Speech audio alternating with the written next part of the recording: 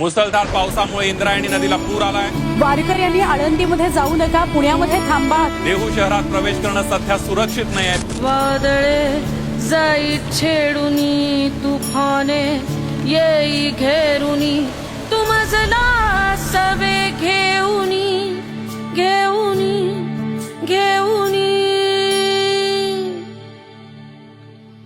टाकीशी आसते जुनी सोनेरी सोनेरी सोनेरी।